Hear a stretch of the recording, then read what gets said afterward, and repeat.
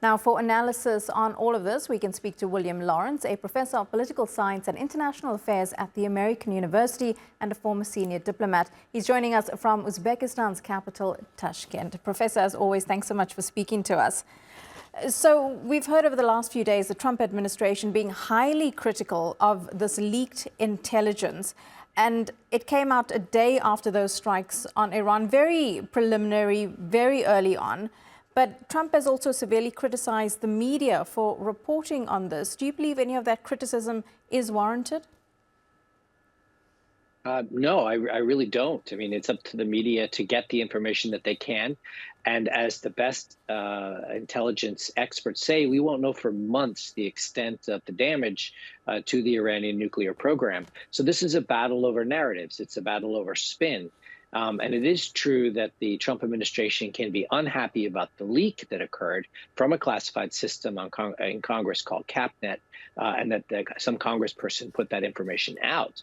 But the information they put out wasn't classified. It was simply saying that from a preliminary perspective, it looks like a lot of damage was done, but it's very hard to assess, what it did to the Iranian nuclear program.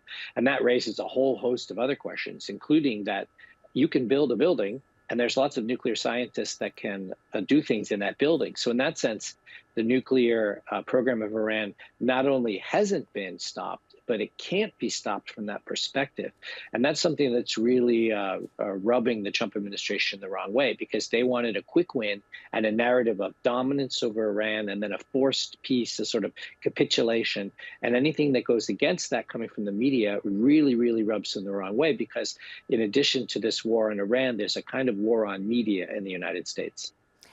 Does all of this rhetoric from Donald Trump, from his defense secretary, just further fuel Iran's nuclear ambition? We don't know the extent of the damage on their facilities. And now if they aren't allowing the UN's nuclear watchdog to have a look at them, Iran could simply be, well, this is just a restart, or we continue where we left off, because nuclear for many is a major deterrent. And considering what's happened over the last 12 days, Iran may just be saying, well, we will just continue. 1,000%. I mean, that's what Israel is up to. They wanted to pull the Americans into a conflict with Iran, and that gave the best reason for Iran to weaponize their uranium stockpiles and turn them into a nuclear bomb. And that's really, really unfortunate. But there's another aspect that's not being talked about enough that's at play here, which is that the IAEA report about previous let's say, lack of good practices by Iran on reporting on its nuclear enrichment program was going to lead to the imposition of sanctions on Iran related to that. Because don't forget, there are still a number of European countries and Russia with Iran under what's left of the JCPOA. And those so-called snapback sanctions were going to come in probably by July or August. And so Iran was going to have another incentive to sort of back itself out of the JCPOA and move towards weaponization. And what Trump did was sort of accelerate that conversation within Iran, because now a lot of Iranians want to weaponize just as soon as possible, which, as the Saudis and others keep telling us, will start a nuclear arms race in the Middle East. One thing that I find really disingenuous is all the people saying, if other countries can have nuclear weapons, why can't Iran?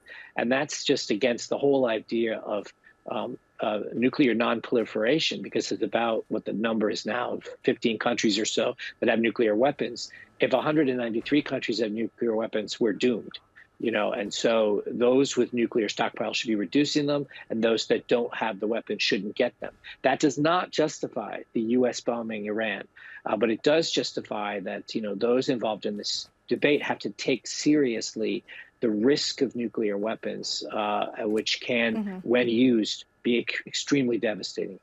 And let's just talk about that justification, because there's a lot of debate in D.C. right now about Trump not getting that approval first from Congress before actually striking Iran. But then many, and Trump himself saying, well, Obama and Bush didn't get that congressional approval either for Libya and Iraq, so why attack him?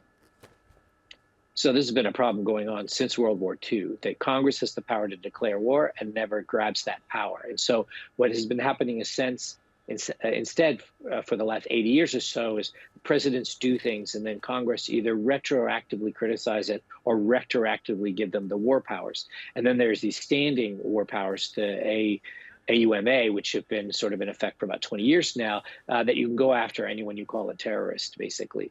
And so Trump is right that Obama and Bush violated that. But he's wrong in another sense, which is that Obama and Bush should not have violated it, and Congress should step up and take back its war power. They are the leading part under the Constitution. They're Article 1. They're supposed to tell Trump, you can't do this, and should have told Obama and Bush they couldn't do it. I have to leave it there. Professor William Lawrence, always great to get your take. Appreciate your time. Thank you. My pleasure.